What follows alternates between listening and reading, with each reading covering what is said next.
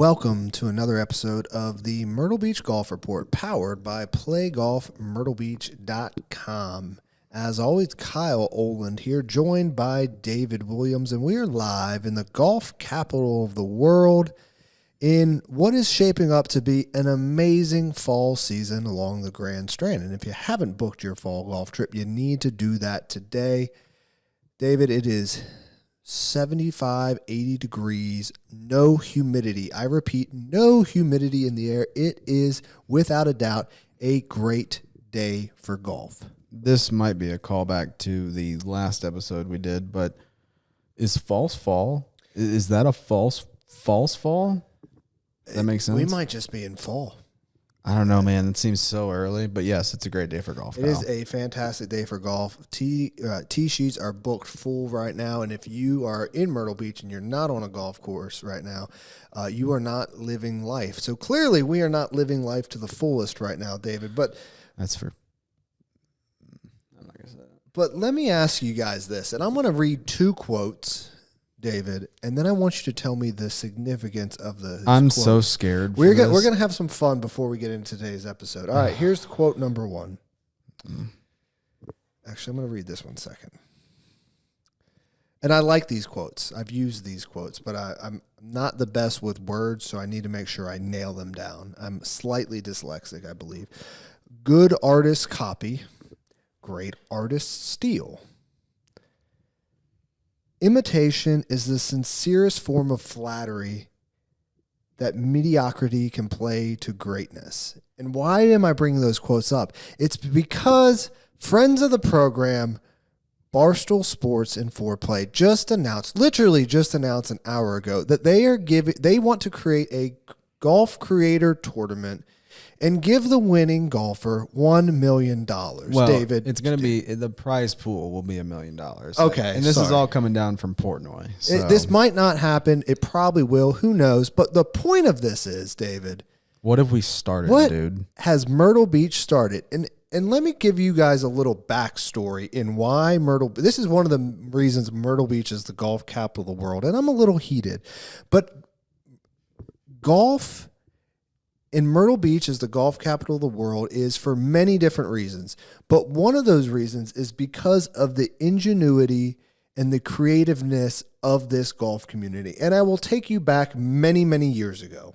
50 years ago, we're going to play a history lesson here, folks, if you're listening in today. Over 50 years ago, a group of really smart businessmen came together to form a company called Myrtle Beach Golf Holiday.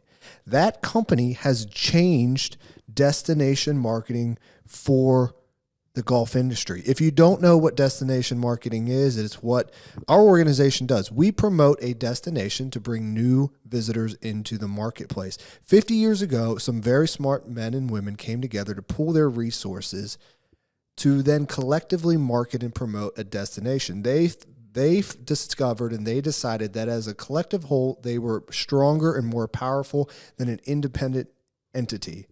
That is number one. The second instance of the ingenuity of Myrtle Beach, South Carolina, and the golf capital of the world is the golf package. The golf package is one of the biggest things in the game of golf for traveling golfers today. We talk about it here on this podcast all the time, but that started in Myrtle Beach. Right here. There are probably countless other examples of the ingenuity of Myrtle Beach. I'll give you one, and we'll talk about it here in a minute. Another one before I get back to my point. The Myrtle Beach World Amateur, 41 years ago, started the largest amateur golf event in the world, often imitated, never replicated, because it is impossible to do it anywhere else. Only in Myrtle Beach, the golf capital of the world.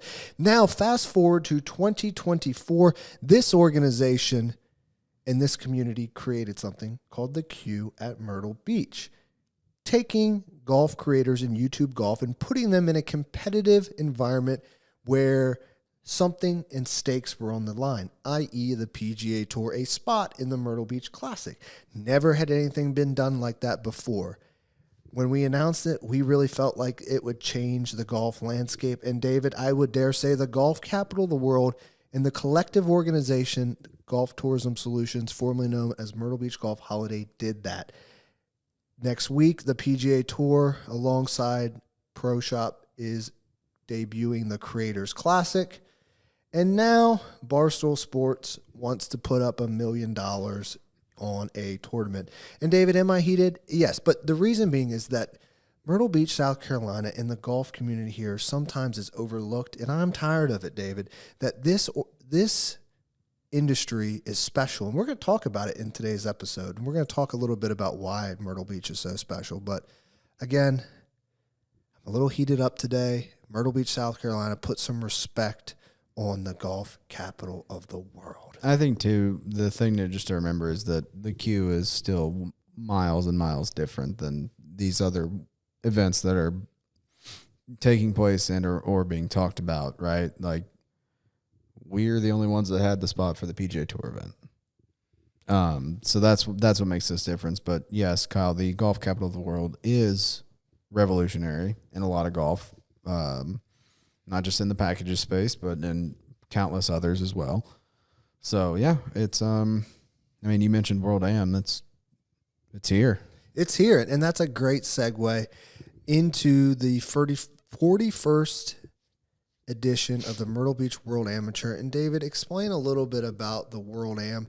That's going to be our main talking point before we get into today's interview. Tell us about the World Am. Tell those who might be listening what it is, when it is, and why. Yeah, so for those of you that don't know, the World Am is like Kyle mentioned, world's largest amateur golf tournament, anywhere from 3,000 to 4,000. I think when it first started, it had 6,000 players in it. From all over the world, there's a group of like 20 from Portugal that come. We have all 50 states represented. In fact, hold on. Actually, this year, 49 states. We're missing the great folks from Checks Notes. Can't remember. I got it. Great podcasting here. Great podcasting. North Dakota. What the hell? Where are you North Dakotians? Do you remember that video we did for a Yes. All right, sorry. We actually, so we'll get back into this, but segue. So a few years ago, we were at 49 states represented, and we were missing the great folks from Alaska. So David and I and our marketing genius decided, hey, we're going to go around the 19th hole, which David will explain to you in a minute if you're unaware, and we're going to get people yelling at people, telling other folks from Alaska to come to the World Am. We ran ads targeted in the great state of Alaska, and lo and behold, the next year, folks from Alaska came. Yeah, I think we had a handful, actually. I don't think it was just one, believe it or not. But so World Am this year, to give you all an idea, 3,000 players, 2,600 men, 316 women, 54 golf courses will be hosting tournament rounds throughout the week. 31 courses will be hosting every single day. We already mentioned 49 states, 17 foreign countries, including Canada, Portugal, Italy, Germany, and Great Britain. 5 players from the field have played all 41 years, and then we'll talk about the 19th hole. So the 19th hole, the world's largest 19th hole. Let's not get that twisted. It is the world's largest 19th hole, and the reason it is called that is because it is exactly what it sounds like. Each night at the Myrtle Beach Convention Center, if you are playing in World Am, you and one guest get a pass to come in, and there's exhibitors, there's free food, free drink, there's games where you can win prizes. Entertainment. There's a ballroom with bands that you can go dance your little tushy off. I can't believe I just said that on a microphone.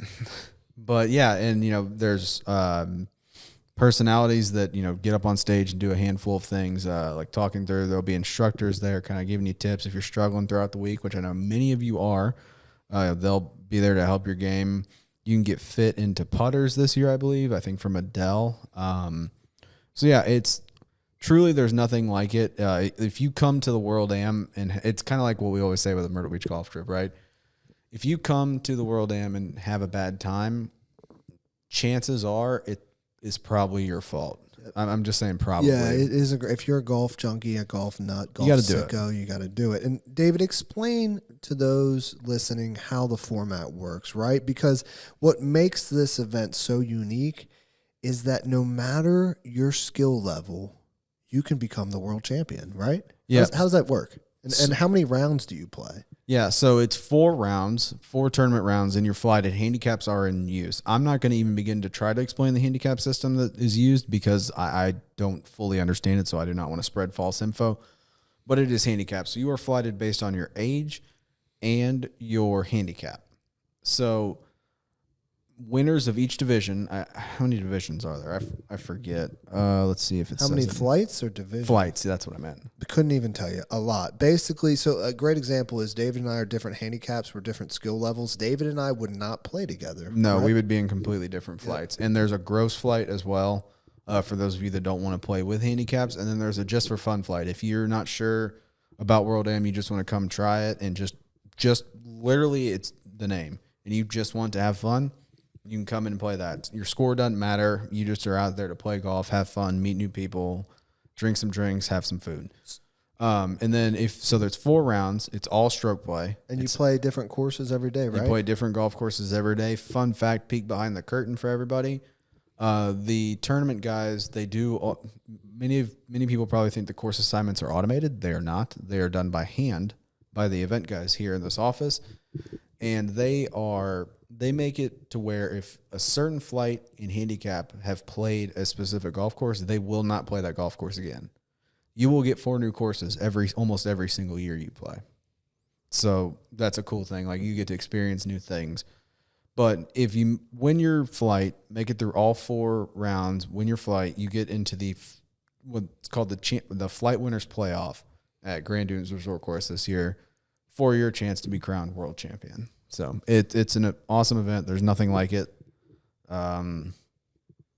It starts next week. Yeah, check it out, and we'll be putting out some content around the Myrtle Beach World Amateur over the next week on the Play Golf Myrtle Beach social channels, on the World Am social channels, on playgolfmyrtlebeach.com. So if you're interested, give it a check it out, and we hope to see you here next year, because it's way too late to sign up, because it is beginning in T-minus 2 days. Check-in begins. Saturday check-in begins. Welcome party at Sunday night at the Hangout. I forgot to talk into my microphone there for a bit, so apologies to all the listeners. Kyle, I think while I was gone, you might have done a little interview that I think we're going to throw it to here in a second. Why don't you tell everybody what that was about? Yes. We had a great conversation just the other day, and with Craig Chinn of the company Golf Trek, and we also had Ryan Cannon from our team on there as well. His first time on the podcast, so he is now officially on the Myrtle Beach Golf Report. He can add that to his resume.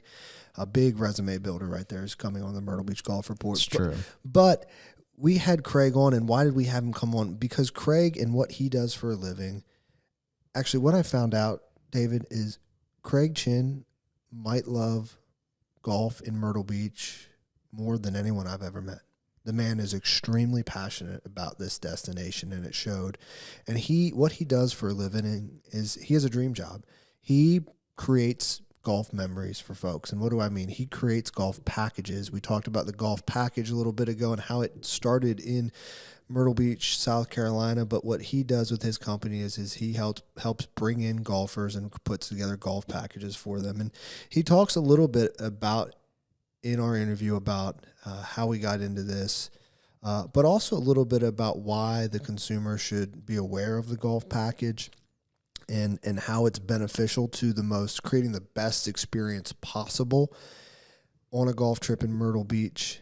But he also talks about, and we talk about, what makes this destination so special and so magical. And there is magic in Myrtle Beach, and it's why I went on my rant a little bit ago, because Myrtle Beach is often overlooked for some larger markets, but we are the golf capital of the world, and there's a magic here that you can only experience if you're here. And Craig gets into that, and we talk about it, so I'm really excited about this one. Just some show notes for everybody, too. As we mentioned, World Am, like this episode is, back-to-back weeks. We were originally going to go every other week. This show will be supplementing the show that was supposed to be next week. We will be doing World Am all next week, so this will be the last podcast for probably about a week and a half or so. Could have some very special guests coming up. Just leave that there. But Kyle, I'd say it's time to throw it over to you, Craig, and Ryan. All right, and we are now with 2 new guests of the program, Ryan Cannon and Craig Chinn. And guys, it's a pleasure to have you here, and we're going to have some great conversation over the next, maybe an hour and a half, 2 hours, who knows. But excited to have you guys here. And Craig, When we were just in here, you were looking at one of the photos behind us of a Myrtle Beach golf course, and you said, "Hey, can you name this golf course?" And I said, "I don't know if I can, but I know Jim Maggio can." And then you said, "You can too." Do you think you can name every golf course in Myrtle Beach by just looking at one photo of that golf course? Yes, I think I can. I think you can. All right, well, we'll hold you to it. So, guys, just great to have you here on the program today. So, Ryan Cannon, Executive Director of Golf Tourism Solutions, newer to Myrtle Beach, but not new to the golf industry. And then we have Craig Chinn with Golf Trek. He might know more about golf in Myrtle Beach than anybody, and that's what we're about to find out today. So, excited to have you guys here. Thanks for having us. I'm excited to be here. Yeah, thrilled to be here, Kyle. And as you mentioned, relatively new to Myrtle Beach, but not new to the golf industry. And having moved here in December of last year, one of the things I did early on was I wanted to get out and connect with some of our members and start to know some of the folks that make the organization actually valuable to the community. And one of the first people I met was Craig, and going down to meet with Parker and Golf Trek. And I'm so excited to have this conversation, Craig, because I think this was like February-ish. And as I've learned more about your background, it's like, gosh, booking travel golf packages, that's got to be an art and a science, right? You got to know people, you got to know, your community. There's all these kind of unwritten cues and understanding psychology and all the layers that go to it. So, for somebody who's been doing that type of work for a long time, I really wanted to just sit down with you and try to talk about and learn really, what's the art, how much of this is art, how much is science. And over the course of kind of having that conversation too, and I mean this with all love and respect, like, you look like a guy that's got a story to tell too. I want to learn about, who's Craig Chinn? Like, how did you, get drawn to the game of golf? How did you get drawn to Myrtle Beach? How did you, start to learn and develop a passion for, the work that you've been doing for a really long time now and doing it at a high level? I kind of always assume that it's like you either really enjoy this or you're really good at it. It's likely to be both, but, you've been at this game and in this game for a long time. So anyhow, super excited to kind of learn a little bit more and go from there. But I'd love maybe to kick it off if you could just start by talking about, what you do as Director of Golf Operations for Golf Trek. Like, what does that actually mean? What do you do day to day? Great question. So thanks for having me. Excited to be here. Good to talk with you, of course. And like you said, when we met back in February, it was you had the original GTS book of articles and how the whole organization came. And that was way before my time. But moving here in 1998, I got to see the beach grow. Back when we had 100 golf courses, and Kyle mentioned about could I name every hole? There might be a few that I can't, but I think I can do a lot. Parker and I at Golf Trek, we've been together for a while. Golf Trek's been in business since 1979. As a director of golf operations, we've got 26 agents. Falls into place with the marketing and working the advertising and relationships with the golf courses, relationships with all the hotels, relationships with the community. Like you said, that's very important, is knowing, and as far as like talking with clients and guys coming to the beach on the buddies trip, girls trip, dad and son trip, granddad trips, all of them. It's knowing what they want to do when they come, right? It's like, okay, you're coming for 3 days, you're coming with your buddies, you're going to play golf. What else are you going to do? Because Myrtle Beach, we have everything here. We have something for everybody here. Beach, restaurants, high-end restaurants now, anything in between, the golf, again, we're as good as anywhere in the country. It's we're the best buddies destination, period. I mean, I've been, like you said, I'm probably too long, but about 25 years at this. So I can't think of anywhere else. I know that there's some other good golf courses in other locations, but for what we have here and how close everything is, I mean, you can be to top 100 in 15 minutes, no matter where you're staying on the beach. So it's exciting art. It's an exciting psychology part of it, because our guys, I work with them, and not only want to book you on your trip this year, but we want you to come back every year, and we want you to call the same guy, right, and build that rapport and that relationship with my agent and the clients to get them exactly what they want, right? I mean, some years you see, hey, or they go past a golf course. Hey, I want to play that one next year. I wonder what that one's about. And hey, Craig, maybe we can play Grand Dunes or Dunes Club because of the Myrtle Beach Classic, and all the press from the Myrtle Beach Classic at the Dunes. And to me, Dunes is special. It's a very special place. How I got started in golf many years ago, the golf course was like my babysitter, right? During the summer, no school. Dad and Mom dropped me off at the country club. It was more of a municipal private club, but it was the babysitter, and that's where I learned. And as a kid, you can't rent a golf cart, so you got to walk. And I grew up in a small town in Virginia, but you start to learn to hit that ball a little bit straighter every time when you have to walk over here to get this one, over here to get that one, up the hill, down the hill. It's rough. It's rough. So you start to hone in a little bit. And, my dad was a golfer, and my dad would always come to Myrtle Beach on golf trips. And, tying this in a little bit with the Dunes Club, and I think I might have mentioned to you, Ryan, is I always remember him talking about Waterloo. At Waterloo, which is 13 at the Dunes, par 5 13, because it goes around. It's got the gators, and it was always remember that. And then getting here and having the relationships and being able to go to the Dunes and play many times, very fortunate. It's always special. It's always a special place. Yeah, your authentic affinity and love for this area, obviously you can't fake that. That's very real.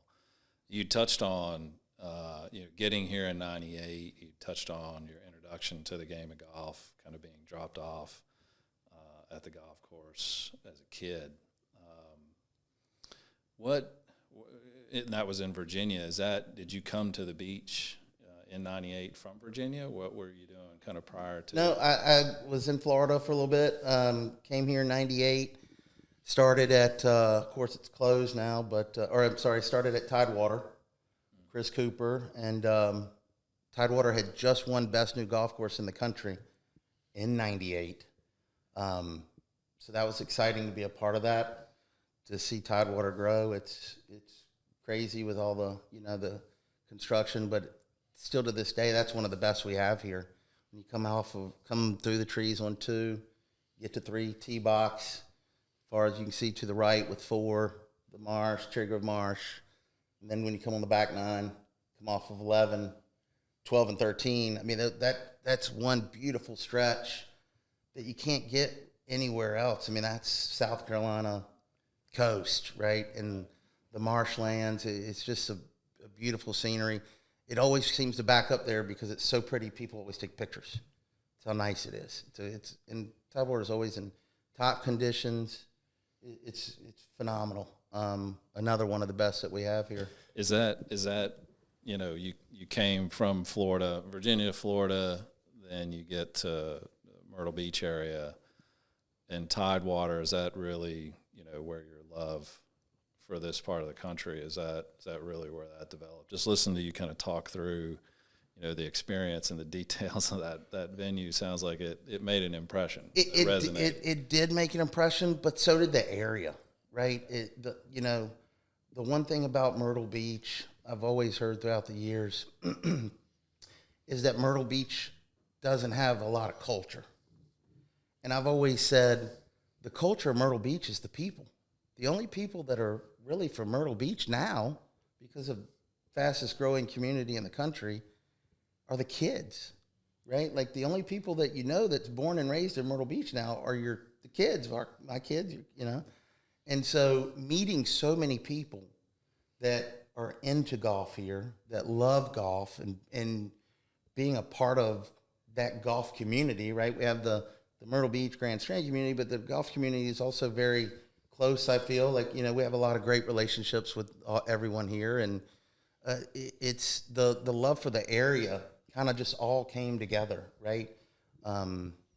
Tidewater had just been built. Barefoot wasn't far behind that here, you know, the 4 courses here. Grand Dunes, it was trees, you know, when I got here. And now it's a beautiful, I think they won National Golf Course of the Year in 2009 maybe. But the love for the area is really what it is. Yeah. All the way from south to north, it's something special we have here that it's hard to replicate. Yeah, that the feel of being part of this community, it really is special. I've been trying to figure out how to articulate that, capture that in words, and it's always hard to try to describe how something feels. But man, this place, it's like I keep coming back to words like special, and there's a magic here. It's obviously there's great golf, but it really is the people. The people of this community are unique. It's a very special place for that reason. I would actually completely agree with you, Ryan. And so like you, Craig, I lived in Florida before I made my way to Myrtle Beach. And at the time I had a job in Florida. My wife, we were dating at the time, lived here in Myrtle. And I decided to leave Florida in my career to come up here because I just felt that there was something special about Myrtle Beach and the people. Like, it's interesting you brought that up, that just memories started pouring into my brain that I was like, Morgan, there's a special community of people here, and I think this is where we're supposed to be. So you're exactly spot on with that, Ryan. Yeah, that feeling of having come here as a kid and then lived all over the country over the last 25 years, and then when the opportunity to come here in this current role, almost immediately I was starting to feel like this chose me. You know, I was like, this is where I'm supposed to be, and it feels like we've kind of had a similar experience. I've run into a lot of people, you know, that have had, I think, a similar experience as well that now call Myrtle Beach home. And gosh, it's hard to really overstate, I think, ultimately how that sentiment translates into welcoming people to this community, no matter where you're from. You know, if you're here playing golf, you know, you're here on for vacation, you're trying to, you know, get that moment of escape with your friends, family, or whatever. Boy, there's just a very special vibe around here that I think enables that in a way that is very unique. It's unique to this place. And you'd said earlier, you get to try to figure out what people want. And so you get to try to, you know, guide them through, okay, you know, this intimate knowledge you have of the community and the golf courses, and you try to marry that up with, you know, someone that's either never been here before or they've been coming here every year for 35 years. Talk a little bit about, like, where's that conversation start? You know, what's step one? In trying to ultimately figure out, you know, what does somebody want? Sure. You know, so step one is the conversation, right? Is, you know, hey, I'll use Kyle as an example. Kyle, you're coming up from Florida with your buddies on a golf trip, and it's, you know, I get you're coming for the golf. What else you want to do here? How good are you guys? Are you guys coming to play Ryder Cup style games or matches or match play, stroke play? We're just some buddies coming to play as much golf as we can. We have that. And that's where the journey starts, right? The journey starts with the conversation and making you feel comfortable, you know, trusting me and our team of, hey, we're coming to Myrtle Beach and you know where to go. This is where we're going to go to dinner tonight. this is what we're going to do on our off day. This, we're going to go here and enjoy this and experiencing the area too. It's funny that we keep touching on it. It's very special, right? It's very special here. And we have certain places that, if you're staying here, you got to go get a steak here. You got to go get the fresh seafood. Where are you guys coming from, right? And, if you're coming from inland, I call it the Carolina Gulf Coast, right? You have courses on the Calabash River and the Shallotte River and the Intracoastal Waterway and the marsh and the Waccamaw, and it's trees that are hundreds of years old and carved through, and the view, and it's an experience that you can't get at other locations, right? The North Carolina and South Carolina coast is here, and so you get guys that come in, and it's just like, wow, River's Edge, that Shallotte River look at River's Edge, and Pauley's Plantation when you get to the par 3, the famous par 3, right? I think everybody that's been to Myrtle Beach has seen a picture of the par 3, right? I believe it's 12. Is it 12? 13. 13. Okay, sorry, you got me on that. 1 point for Kyle. But the views there, it's amazing. And you look back towards the clubhouse where 18 is, and it's just our views and the golf the conditions that all of these golf courses now are reinvesting in their properties, and new greens, sea trails under a big renovation. Legends just did cart paths. Pauley's Plantation just did a major renovation. So River's Edge did a clubhouse. This place doing that. So the golf courses are investing back into the courses. To have that knowledge of know what's going on is like, hey, you don't want to, maybe we play this one next year, right? And because it's going to be brand new, it's going to be back to the original size greens and make it more playable, and just the knowledge of the courses, what's going on at the courses daily, also helps having those relationships. But to start the journey starts with the conversation. You almost like we're your guy, right? We're your golf guy in Myrtle Beach, my guy at the beach, and so that's where it starts and continues from there. Yeah, I imagine it can be overwhelming for a golfer who might be looking to come to Myrtle Beach, right? One of our calling cards is we have so many options and so much variety that to be able to speak to a knowledgeable professional who's passionate about the area like yourself, I'm sure it's immensely beneficial. Yes, for sure. And so what I've always tried to, communicate through is that Myrtle Beach, we're the golf capital of the world. There's only one golf capital of the world, and that's us. But inside this Grand Strand area, I like to break it down to 5 golf destinations, right? So you have the northern Little River north up. You have North Myrtle Beach all the way to, we'll call it Restaurant Row. You have Grand Dunes starting in Myrtle Beach, Dunes Club, come all the way down to the 501. You have the 501 area, which there's 13 out within 8 miles of each other. Then you start to go south, right? You go into the Murrells Inlet, the TPC, drifting down to the Willbrooks and the Pauleys all the way south. So you can come here year after year and play different combinations of courses, stay in different locations, and never play or even stay, because we have so many accommodation options, never play or stay in the same place twice for years and years and years and years. That's what also makes it special too. And how long did it take you to really kind of get your arms around that? You come here in '98, and I would guess that at some point, you have that mental map, you can articulate it in these 5 areas, but it's also always changing. There's always new investment, new people. It's a dynamic environment, but when did you feel like, okay, if I could pick up that phone and no matter who's on, or I can answer this somebody's interest, and no matter who's on the other side of that, I'm going to be able to figure out, what do they want, where they should go, and kind of confidently make a recommendation along the way. Like, how long till you felt like you got good at what it is you're doing?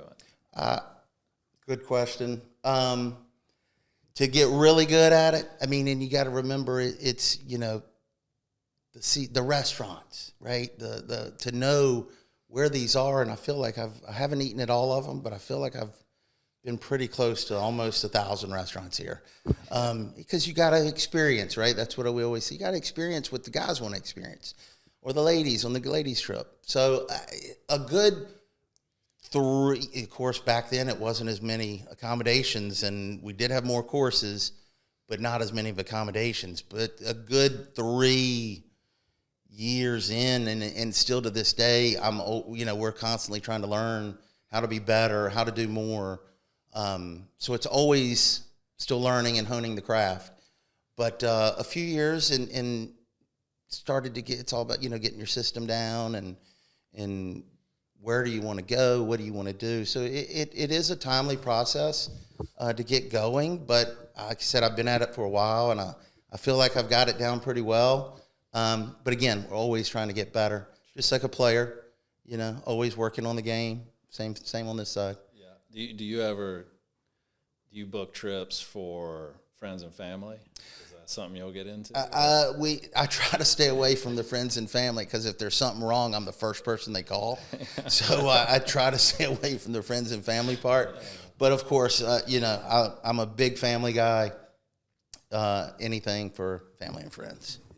Yeah, I know what that's like. You have your profession, and then all of a sudden, everybody is like, "Oh, that sounds fun. Let's call Craig. He'll help us out." Yeah. It's like I said. We'll do anything for family and friends. It's just it's challenging when they reach out, because they always want more. You talk a little bit about, Ryan asked the question, the first step in the process. Maybe let's take a step back from that. What is that process like for the consumer? How early are they reaching out? How early should a consumer reach out as they're planning their golf trip? Because I know that maybe the earlier the better, but not the consumer doesn't always know. So explain that process. So it's funny, great question. So a lot of golfers were creatures of habit, right? So it's around a holiday that we're going to call, and we're going to start to book our trip. But over the last few years, it has never been too far in advance. I mean, there's tee sheets are open 11 months in advance. Hotel lodgings open 11 months in advance. And golf is booming, right? Everybody, new players coming to the game. And people are more craving experiences, right? And the trip might not be as long, but they're coming, and they're new golfers coming. And that's what we want, right? We want to grow the game. We need more kids playing, of course, but it's not too early to start planning the trip, even if you're here, right? So we have a message that goes out while you're here. Hey, I hope you guys are having a great time. While you're here, let's start talking about that, one of those destination areas that we want to go to next year. What did you want to play? What do you want to play again? So we're trying to train, again, like I said, we're creatures of habit, but trying to get them on the books earlier so you can get the tee times you want, right? A lot of people don't understand. A lot of people don't even know what a double tee is, which a lot of courses here at the beach do. And so that 9:30 to 11 o'clock tee time only exists at 5 or 6 courses, because that 9th hole doesn't come back to the clubhouse. So, when we're doing in season, everybody wants the 9 o'clock tee time, and unfortunately, so booking early in advance, your chances are better, and getting where you want to stay, right? Because you're part of the trip is the camaraderie with your friends. And being together, and maybe staying in a large condo or a couple houses, and you're all together, and so helping the guys on your trip that far in advance helps them prepare and take off work and plan everything. Is there a financial advantage to booking earlier for the golfer? It is, because one, it's always, and just like in airline, book early and save. The longer you wait, the price is not going to come back down, right? It's just like that, the airline ticket, right? You look at it, it's this price. I'll wait a couple of days, and it's always more expensive, right? It's never comes back down. So the financial advantage, you're getting your tee time, right? You're paying for what you're getting, and you're saving a few bucks, right? Even if you wanted to play in the, I've noticed a trend the last couple of years is a lot of guys will start to take these 1 o'clock tee times or first off in the afternoon so they can work in the morning and do their work commitments and get to the course, practice, warm up. And more this year, in the last 2 years, I've seen more afternoon, people wanting more afternoon, which is a little bit less, right? The AM's more desirable. We get that. But it is a financial advantage, especially with your rooms too, right? You're booking early, you're getting a better deal in the rooms. So it's wise to reach out. It's never too early, I like to say. It's never too early to get that trip on the books. And it gets you excited, right? I see this meme all the time that says you're 90% happier in life knowing if you have a golf trip already booked. So, it's, and the communication throughout the process of, hey, checking in, everybody good, hey, any update, on the course conditions, and we communicate. It's just not like the one call and done. We communicate with you the whole entire experience while you're here, when you're gone. So again, we want you to come back, and we're second to nobody on the golf buddy trip. I mean, it is. That's such a good. You're 90% happier with a golf trip, with a booked golf trip on her. I mean, that's so good. Yeah. I just say, thinking, but just sitting here with you guys. I said 90% happier with a golf trip. Both you smiled, right? Just thinking about a golf trip, right? You're happy. I can picture the group chat with your buddies. Just, hey, we got it on the books. Now you're just talking trash the whole time. Yeah. What we're gonna do? 100%. If you book that trip, you won't regret it. Sure. You should always have a golf trip booked on the horizon. Your life will just be better instantly. Exactly. That's the message that we need to communicate. Life is better when your golf trip is booked. That's so true. It's like, it's like, why is that? It's like you having that thing on the horizon that you can anticipate, not only for yourself, but you can anticipate with a group of people, right? It literally does make the day-to-day of whatever it is you're doing. It's like it gives you hope. It gives you that aspirational thing to look forward to. It might sound cliche, but I think there's a lot of truth to it. It makes your life better, having that hope and that thing to look forward to in the future, especially if you're going to go do it with friends. You're going to experience it with other people.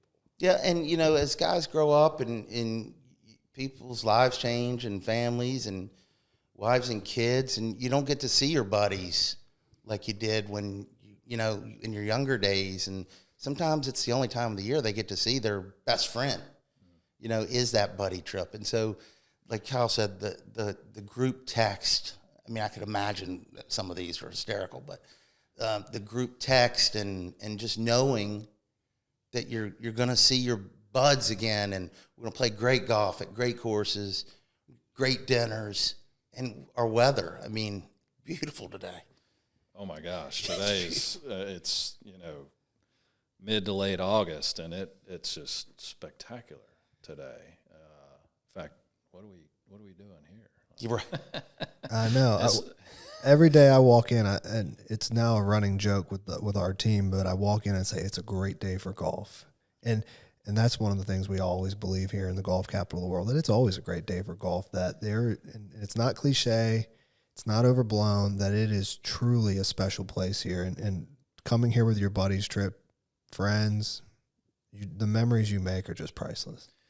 I want to touch on that a little bit. There is, I think, I'm curious to get your experience. There's different experiences depending on which generation you grew up in, right, or what age you are. And I think when you're younger, you don't really understand. You don't have the kind of, I think, just the perspective to understand that if you have that golf trip, and while you're on that golf trip, really how special that time is. You know, it's more about we're having fun and what golf courses are we playing, and like you realize that it's a good time, but I don't know that it maybe comes until a little later in life that you really can appreciate how special and unique that time is. Is that, do you kind of, have you seen that as you know, maybe a good example would be to look at the folks that have come every year. You know, it almost becomes like, you know, I might take a lot of things off my calendar, but the thing I'm not going to take off my calendar is this golf trip that I do with my friends every single year. Is that, you know, is that what you see? Is that, you know, once folks kind of do that early, this was a great time, and then as they, you know, progress in that journey, it almost becomes this indispensable thing because they realize how special it is. Yeah, it's that's. We have a lot of people that have been coming, I hear, 30 years, right? We've been that's coming what I'm trying to get. It's like, we've been why coming is for that, 30 years, you know? and now the next generation is, I used to come with my dad, or I used to come with my dad and my granddad. Now I'm starting my own trip of buddies, and those guys are the ones that are starting to get a little bit older and appreciate what they did with their dad, their granddad, and now they're experiencing it with their buddies. Hopefully they'll grow into the older, keep them coming, you know, groups and turn into, let's bring our boys or girls or daughters, you know, and you start to see that as they come a couple years, it's like, man, I'm not taking that off the calendar. Yeah. We're going every year. And believe it or not, we're starting to see groups sneak in 2 a year. Right, they're starting to sneak in too, and maybe it's not come for the week like the first generation used to, but we're coming twice, one in the spring, one in the fall, for a long weekend. Yeah, there's just something to that experience, and I think we're touching on some of it. We're hitting around the why, you know, underneath it, and it's interesting to hear that you see that over time it can become this generational thing, and it speaks to just how special that time is. I think it speaks to how special this community is. You know, it's just such a unique place, and what a fun thing. You get to, you know, help people figure out how to have that experience over and over and over again. I mean, do you ever step back and like think about, gosh, this is what I get to do. This is my profession. Every day. Every day. Yeah. I sit back and I'm like, wow. People get talking about the golf capital of the world, the beach, the community, and helping guys and gals navigate what they want to do and to have the best experience, and just to talk it and live it, right, for a long time. It's special. And I know we keep saying the word special, but it's you know, Disney World took magical, so we can't say magical. But this area is special. It's something for everybody, and again, getting to talk about it every day and live it. It's great. We keep talking about experiences, and obviously creating memorable experiences in Myrtle Beach is what we hope our golfers experience here. But you've been doing this a long time. You've had a lot of conversations with folks. I'm sure you've heard some stories of folks that have maybe made mistakes in booking their golf trip, right? We led off with this conversation about the advantages of going through an individual like yourself to help curate that experience.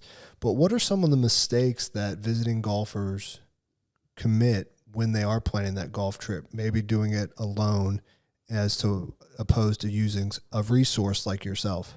Yeah, so that's the challenging part that they don't understand, right, is because they see a picture, they watch a video, hey, that place looks cool, let's book there. Well, they don't know that there might be aerifying, or they top dressed, or there's some sort of renovation going on at the property that they didn't know about, right? And so that's kind of where we and our team is knowledgeable and like, hey, like I said, maybe we go this way instead of this way this time.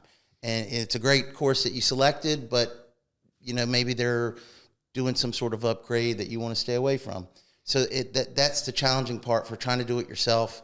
I've seen plenty of people book a tee time on the far south end in the morning and a replay on the far north end in the morning, and I've had to call them and said, hey, did you mean to do this? Because you're about an hour and a half away for your afternoon round.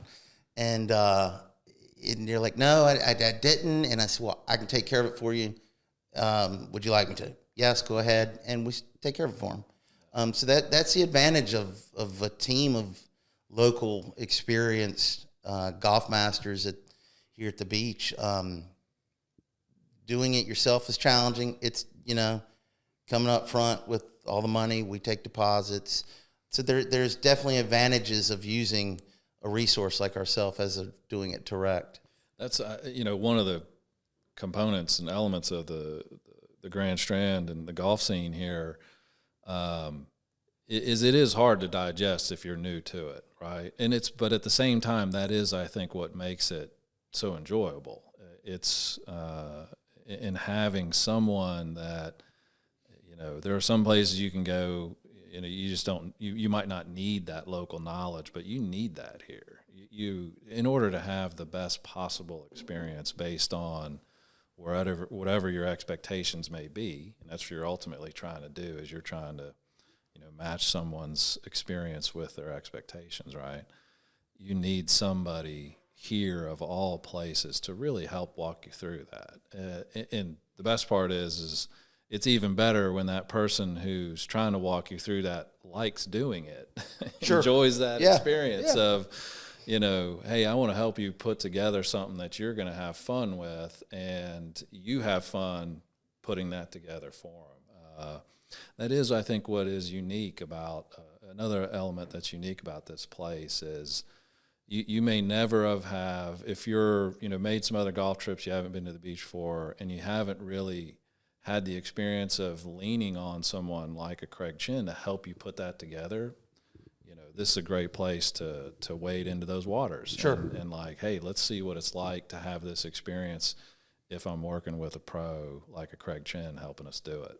Yeah, it's what makes it fun. Like I said, touching on it, it's fun helping people have exceed their expectations. So they say, hey, Craig, man, we had the best time. We're ready to put it on the books next year. We want to get it booked on the tee time, booked in advance, save us a couple bucks, and get it on the books so we can start that group chat, that group text, and start the trash talk on how someone made this putt, missed this putt, won all the skins, and it's just it goes on and on and on. It's awesome to be able to be a part of it. Craig, let's go back a little bit. You touched base about your early days in Virginia and your parents dropping you off at the local municipal country club, as you stated. Spending your days there, and the golf course was your babysitter.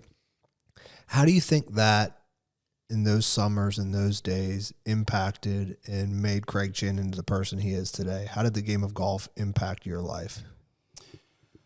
Great question. One, the competition, right? Because growing up, I played every sport. And the challenge, right, to just better yourself and to take this little ball with a bunch of dimples in it and hit it that way and get it closest to the pin and make it in as many strokes as you can or less. The competition, the me versus me part of it, the mentality part of it was always, I like the challenge of that.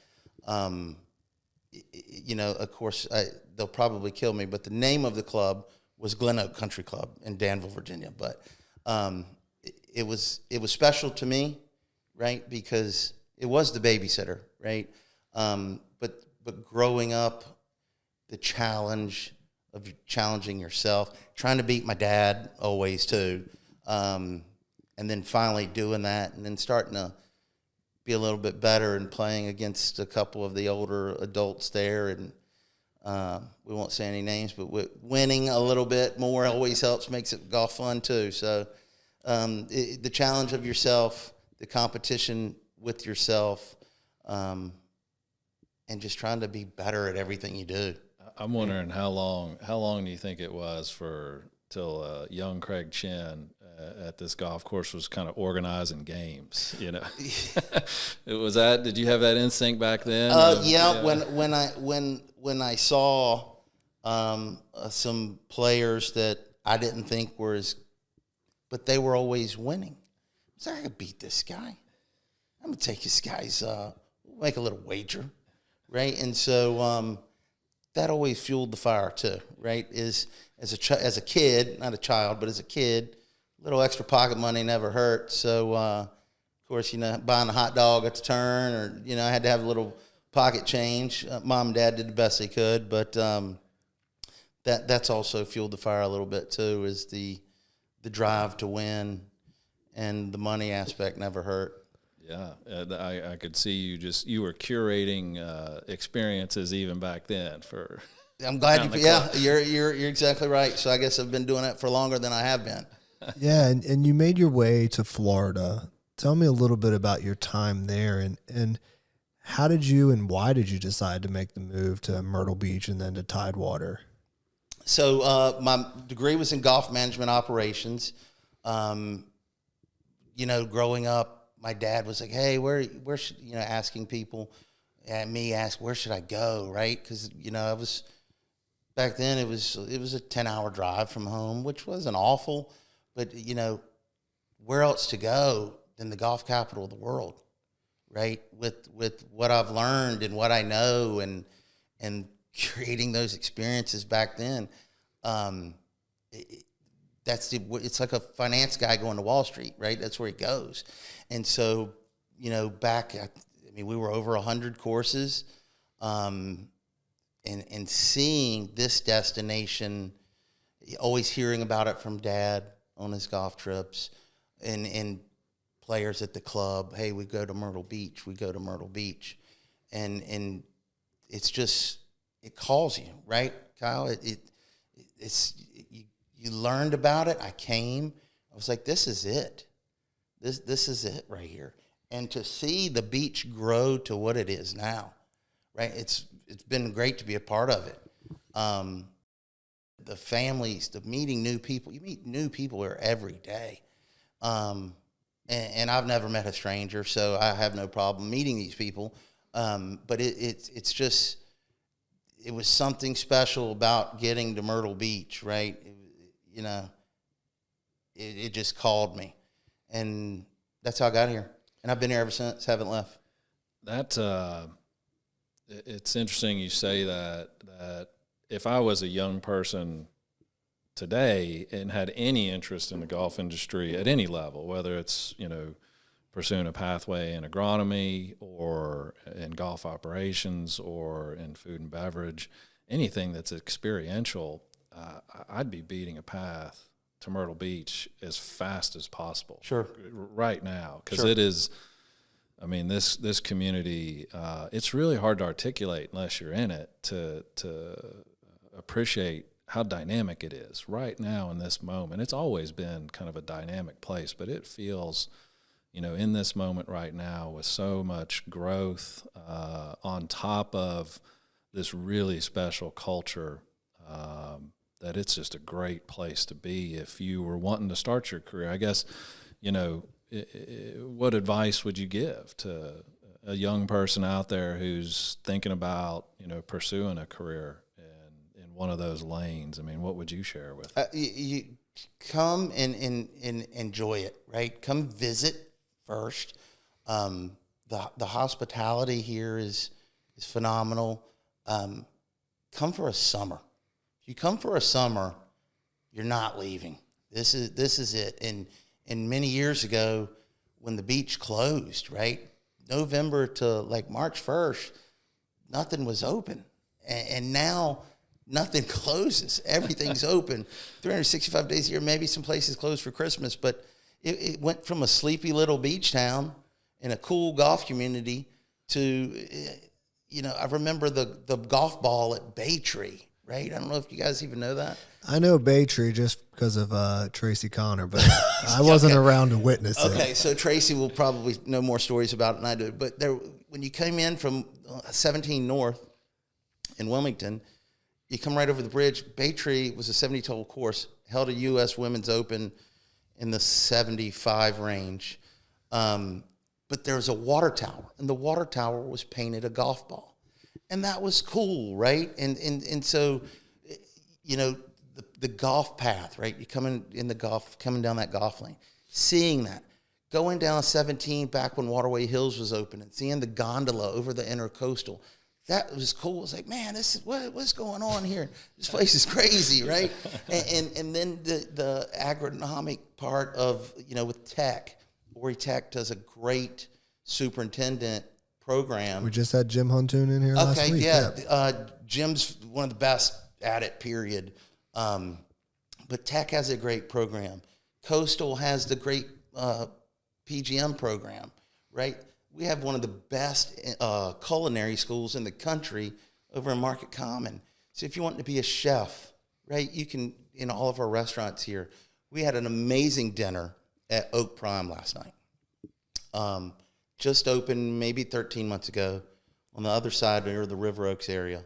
Amazing dinner. Met the chef, totally self-trained. He learned from his experiences working with other chefs here. Chef JK, super, super nice guy. Amazing dinner. But he learned from experiences from others that have honed their crafts here. Sure. And you have the hospitality, you have the hotel, food and beverage. There's so many lanes to come here to start that career and maybe branch out and go somewhere else. But a lot of people come here, they stay here because of that great community. It's you just got to come and experience how special the area is to be able to understand it and make that move, right? It's something that I found myself, I'm a bit conflicted because it's like I've had this amazing experience living here, and for all the reasons you just said. And, our instinct is you want to share that with others. You want to tell other people about it. But then at the same time, I'm like, well, maybe you ought to keep this a secret.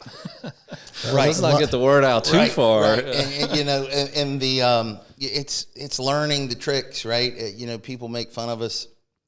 The best time to go to dinner in Myrtle Beach is 4:00 in the afternoon, right? 4:30. It's like, oh, what are you guys going to get the early bird because you're old now? It's like, no, it's going to be a 2-hour wait no matter where you go, and we're trying to beat that crowd. So it's knowing those little tips and those tricks, and it's just fun, right? It's just fun to talk about it. If you could live, would you live anywhere else? You could, Craig. You could go anywhere you want to be. I got everything. Yeah, we got it here. Yeah, right. Like the best airport. Right, you guys will say that airport we have is Myrtle Beach International. You're in and out. It's great, right? It punches way above its weight for the size of that airport. It's the greatest. 50. If I want to go anywhere, right? Direct flight. Probably got 50 direct flights here. I'm a member, right? Because I'm in the golf business here. I'm a member at 85 golf courses in Myrtle Beach. Whatever I could think about eating, I can eat here, and I'm 15 to 20 minutes away from anything I want to do, right? In playing, it's always fun taking wife and kids to play Tourist Day, right? We take our little son, and he loves it, right? And there's so much fun things to do with your family, right? Pelicans games, Broadway, barefoot, the park, the beach, and Top Golf. It's so much stuff to do here. I got everything here that you could ever need. I always tell people if you cannot have a fun time in Myrtle Beach, you're not a fun person. Oh, that's a you problem. Yeah. It's again, I have everything. that I could want. I'm gonna. I'm a big family guy. I have an amazing family, and we're here. You said Disney's got a lock on the magic piece. I'm gonna push back on that a little bit, and I think Myrtle Beach has its own magic to it, because you touched, driving in and seeing the Bay Tree golf ball and all the gondola and those they're so unique to this community. I've told several people this. I live in Market Common, wake up every day and drive here to Barefoot.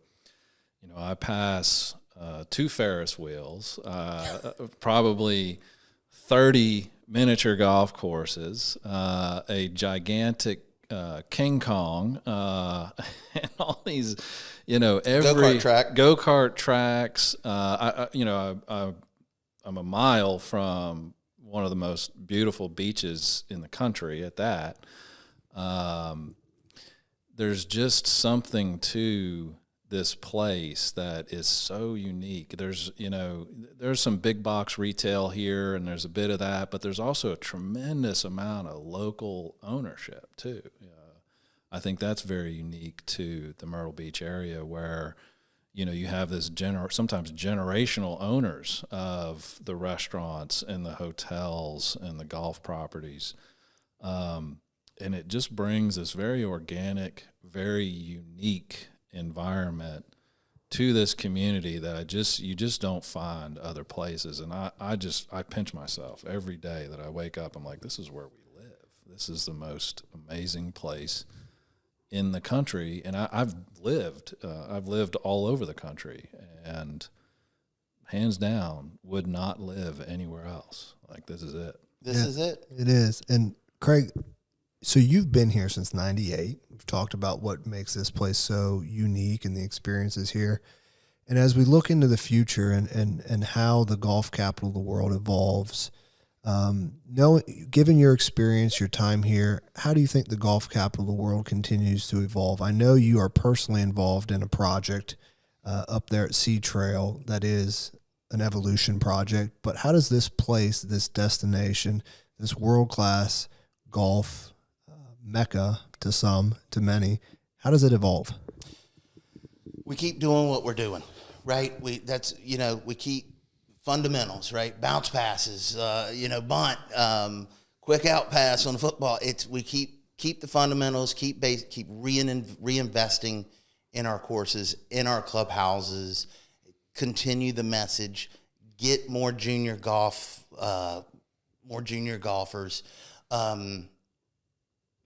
We keep doing what we're doing correctly, keeping on that path. We will sustain that golf capital of the world name for many, many years to come, way after I'm gone. We just need to, keep investing in the courses. Also, the accommodations need to keep investing into their properties as well. Restaurants keep expanding menus and opening new. I think we have so many restaurants opening just as fast as people are moving here. And it's just reinvesting in the community, taking care of the community, and just focusing on what we do best. And it's just making Myrtle Beach golf capital of the world. It's well said that, every community has that challenge, and this community in particular, because it's growing so fast, is how do you retain those principles and balance that against the growth? And it's a huge challenge. Communities all over the country have, some of them, gotten that wrong, and you can erode the quality of life for your residents. All of a sudden it becomes a place where folks don't want to come because they didn't strike the right balance. And so certainly cautiously optimistic, because folks like yourself, and I think the leadership, elected leadership and others, community leadership, they realize that's the balance we got to strike. But they're also very clear on what are our principles. Sure. They are clear on this. These are the principles, and while we want to stay relevant, we're not going to compromise on some principles because those are important to us, and we're going to maintain those as we move forward. I think that's really, really unique about another element that's unique about this place. Yeah, it's keep doing what we're doing, reinvesting in the properties, reinvesting in our accommodations, the community leaders reinvesting in the beach renourishment.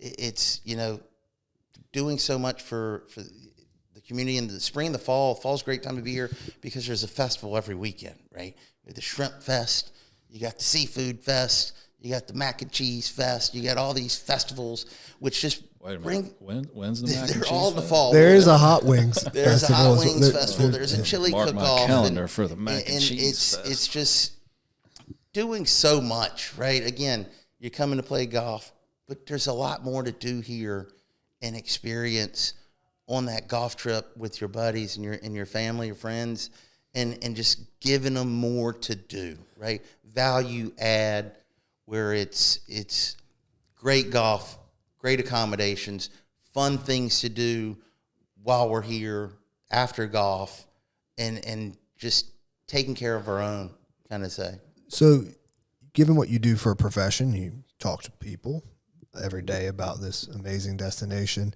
Tell our listeners a little bit about some of those investment projects that are taking place across the Grand Strand that visiting golfers can expect to experience in the coming months and as far into this next year. So there, like I said, mentioned Sea Trail, major renovation project at Sea Trail. The bird course is under renovation. Hopefully in the next 30 days, that will be back open. The Jones Bird Clubhouse has been renovated. That will be open as well. Beautiful. Will be one of the nicest clubhouses on the Grand Strand. Can attest to that, having seen it multiple times during this process. And they invested a lot of money into the convention center that had been closed for years, and now there's people are inquiring to host weddings and major golf events there. Myrtle Beach National Kings North is not just a local favorite; it's a golfer favorite, if it makes sense. Because if you're flying in, you fly over the par 3 and the bunker. It has the S and the C for South Carolina on it. And if they had I don't know if they took it down because they're doing the renovation. There's a cool picture of Arnold Palmer that showed and came and played the course. He was the designer on that par 3, right? And it's a big picture in the clubhouse. So Kings North's doing a good renovation. Legends Facilities just did cart path renovations at all their courses. Polished Plantation. That was a special time a couple years ago when Jack Nicklaus came. I was fortunate enough to, eat dinner with Jack Nicklaus, except I was on the other side of the room and he couldn't even see me. But we were in the same room together, so I like to say I was eating dinner with Jack Nicklaus. But Polished Plantation did a major renovation. Pine Hills, Myrtlewood Pine Hills redid bunkers. Palmetto did greens a couple years ago. So everybody's reinvesting in those courses, in their clubhouses. Make that experience more of a member of the day, right? When you get here, I don't want you to leave. Right? You can go, you eat breakfast, range, practice putting, check in, go play. Let's have a couple cocktails or adult beverages on 18. Watch the guys come in. Caledonia, right, at number 18 in Caledonia. It's famous for guys sitting there watching them come in on that long par 4. The clubhouse experiences are starting to the clubhouses are all starting to be renovated as well, just like the golf courses. Prestwick just did a good one. Their clubhouse is beautiful. It's so good to sit on that back porch at Prestwick on the lake. You have 9 and 18, the sun's shining on the lake, and your buddies are coming in, and Prestwick's as tough as they get, right? I think everybody will say Prestwick is tough as they get. But when your buddies are there watching and hooting and hollering and betting against you, that water comes out into the fairway a little bit more, and that green gets a little bit smaller. So it's a good time, It's a good time to be here, man. It's so much going on in a good way. You know what I mean? Airport's expanding. We're getting another 4 gates, more destinations, more restaurants are opening. better, higher quality restaurants are opening. Courses are getting better. Courses are adding teas, trying to get the pace of play better. But, you know, and that's always going to be a challenge no matter where. Guys are on vacation, right? I'm on vacation with my buds, man. I'm not going to see them for a year. They take a little bit longer than they need to play, but that's always going to be a challenge. And as far as your courses, we're up against nobody, right? We're a special destination that's got so much in such a small area that you can get what you want. Why am I not leaving? I have everything here. I have everything here. And people are starting to realize it. Again, Myrtle Beach, Brunswick County, Horry County, Georgetown, they're 3 fastest growing communities and counties in the United States. Yeah, we might need to just have you stop. You're telling everybody too much good things over here, Craig. I mean, it's great. It's great to be here. We're second to nobody, and that's why I've been here for so long. Right? I wake up every day, like you said. I get to do this again, right? And it's fun. Yeah, well, Craig, man, I appreciate you coming in here today and sharing all this great information with us and our listeners. And if you are listening and you want to find Craig, want to find Golf Trek, Craig, how can people find what you got going on? Yep. So we have multiple websites, but yourgolfpackage.com is a full resource, and also myrtlebeachgolf.com. You can get reviews on your courses. Follow one of our magazines is On the Green magazine. There's actually an article today on course renovations. Tidewater doing a bunker renovation. It just keeps coming, right? It just, the Tidewater doing a bunker renovation. But to get in touch with us at Golf Trek, yourgolfpackage.com, and you fill out a form. One of our agents will call you and check in with you and start that journey to get you here. It's because again, it's a special place to be, man. And you're 90% happier when you have a golf trip on the books. That's right. Yeah, I think it's 100% happier. I'll take that to the bank, Ryan. 100% happier. And no doubt. And if you're listening, please give us a like and subscribe to this. That would greatly help us out. And as always, guys, thanks for joining. And you guys are both new here, but there's one thing we always do to end our show. So watch and listen. There's only one thing left to do. See ya.